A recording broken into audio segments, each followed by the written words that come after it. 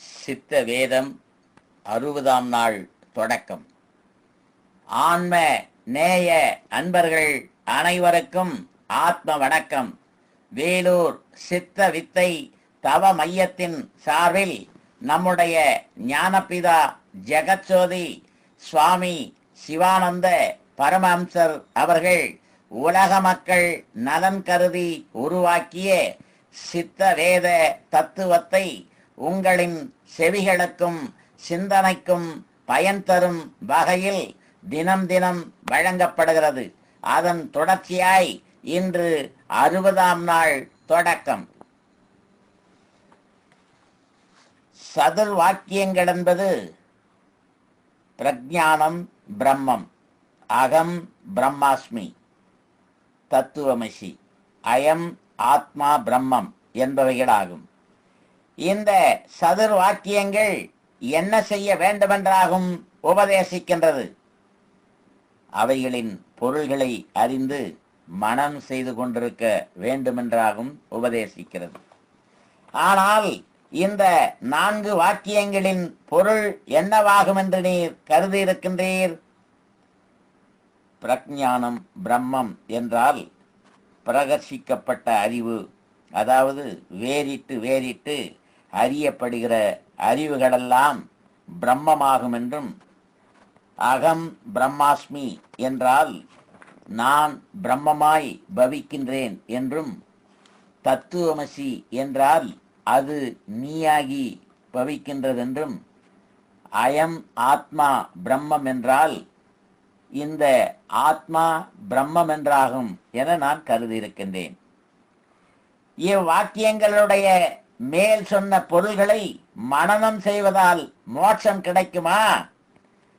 அப்படி செய்கிறது எப்படி என்றால், கற்கண்டு என்னும் ஒரு பொருளை பற்றி கீழே சொல்லும் விதம் தியானம் செய்கிறது போலாகும்.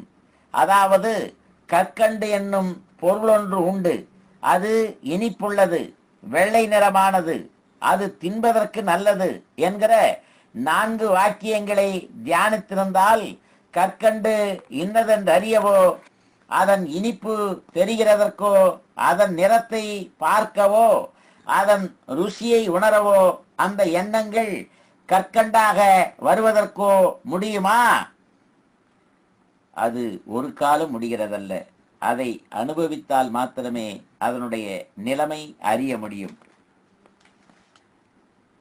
ஆனால் மகா வாக்கியங்களை நீர் சொன்ன பிரகாரம் பொருள் விசாரணம் செய்கிறது கொண்டு ஒரு காலமும் பிரம்மத்தை அறிகிறதில்லை.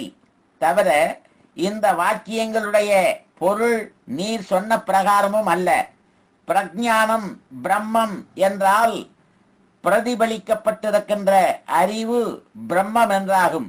அதாவது தன்னிலிருந்து பிரதிபிம்பிக்கப்பட்டிருக்கிற வஸ்துக்களை அறிகின்ற அறிவு ஏதோ அது பிரம்மம். அது எப்படி என்றால், காதுகளினால் கேட்டறிவதும், கண்களினால் பார்த்தறிகிறதும், மூக்கினால் முகந்தறிகிறதும், நாவினால் ருசித்தறிகிறதும், தொக்கினால் அதாவது தோளினால் தொட்டறிகிறதுமாகின்ற இந்த 5 நிலைமையில் அறிகிறதற்குள்ள காரணமாகிய அறிவாகும் பிரம்மம். இந்த 5 வித துவாரங்கள் அல்ல அறிகிறதென்று 16ஆம் அத்தியாயத்தில் சொல்லப்பட்டிருக்கிறது அல்லவா? அந்த அறிவு எதுவென்றால் மனமாகும்.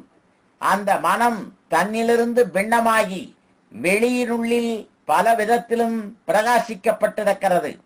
அந்த பிரகாசம் தன்னுடைய மனது பிரதிபலிக்கின்றது, அதாவது பிரதிபிம்பிக்கின்றதாகும்.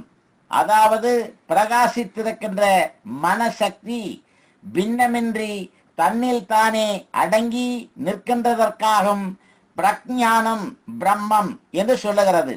ஆகையினால் தன்னிலிருந்து பிரதிபிம்பிக்கப்பட்டிருக்கின்ற பிரகாசம் தன்னில் தானே சலிக்காதே, அதாவது அசைப்படாமல் வரும் பொழுது பிரஜானம் பிரம்மம் என்பதான தியானமோ தியானிப்பதற்கு மற்றொன்றோ இல்லை.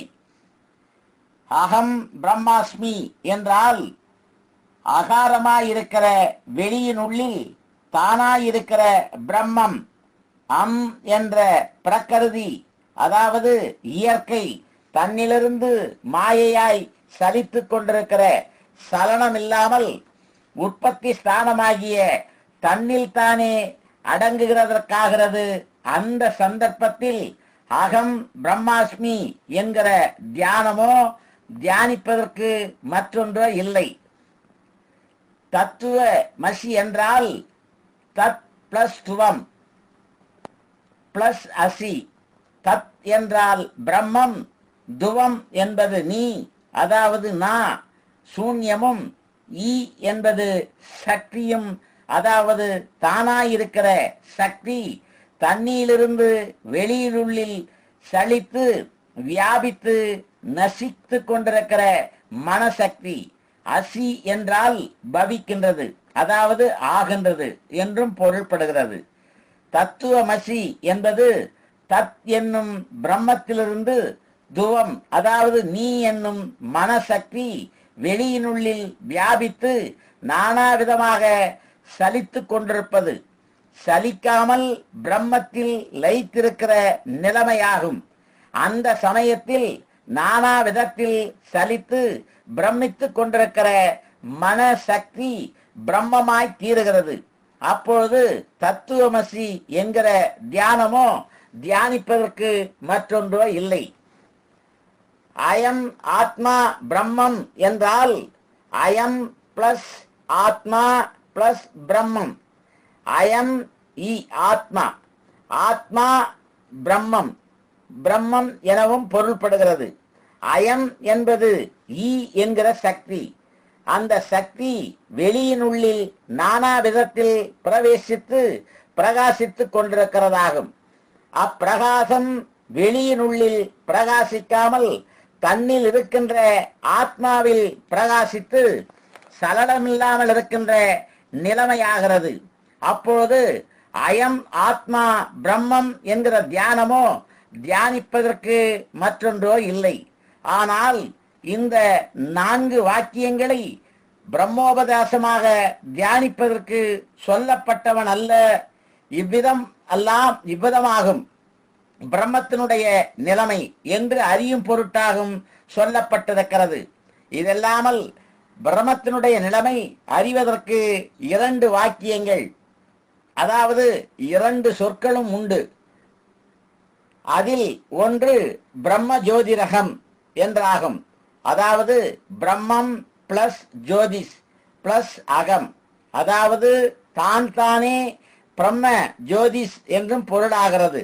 அந்த பிரம்ம ஜோதிஷ் ஆகாசமான வெளியினுள்ளில் அம் என்ற பிரகிருதியாகி பின்னமாய், அதாவது வேறாய் பிரகாசித்துக் கொண்டிருக்கிறது. அந்த பிரகாசம் பின்னப்படாமல் ஒரே பிரகாசமாகி ஆதி அந்த ஈனமாய், அதாவது அடிமுடி இல்லாததாய் தன்னில் அடங்குகிற நிலைமையாகும். அப்பொழுது பிரம்ம ஜோதிரகம் என்கிற தியானமோ தியானிப்பதற்கு மற்றொன்றோ இல்லை. 6வது வாக்கியம் பிரம்ம சத் ஜகத் மித்யா என்றாகும். அதாவது பிரம்மம் பிளஸ் சத் பிளஸ் ஜகத் பிளஸ் மித்யா, அதானது தானாயிருக்கிற பிரம்மம் தன்னிலிருந்து உண்டாயிருக்கிற சலனம் தன்னில் லயித்து ஆதிகந்த ஈனமாய், அதாவது அடிமுடி இல்லாததாய் தானாய் தன்மயமாயிருக்கிற நிலைமையாகும். அப்பொழுது பிரம்மம் மாத்திரமாகிறது. அச்சமயத்தில் பிரம்மம் சத் ஜகத் மித்யா என்னும் தியானமோ தியானிப்பதற்கு மற்றொன்றோ இல்லை.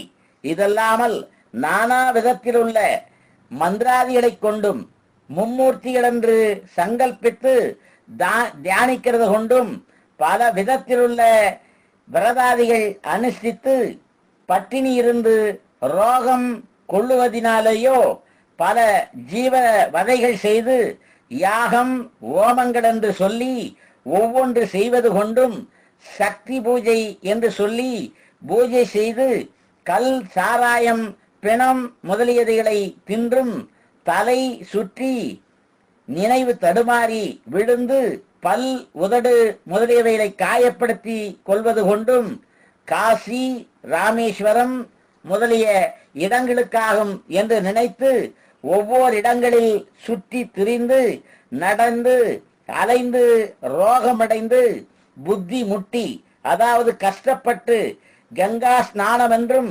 சேது ஸ்நானம் என்றும் என்றெண்ணி ஒவ்வொரு ஆறுகளிலும் உப்பு ஜலம் நிறைந்த சமுத்திரங்களிலும் மற்றும் குடித்து ஸ்நானம் செய்து சொறி சிறங்கு முதலானவர்களை அடைவது கொண்டும் கைவல்யம் கிடைக்கிறதில்லை.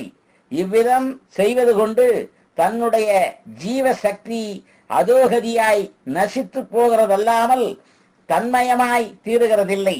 தன்மயமாக வேணுமானால் அது முன் சொல்லிய பிரகாரம் தன்னுடைய சக்தி தன்னில் தானே லயிக்க வேண்டும்.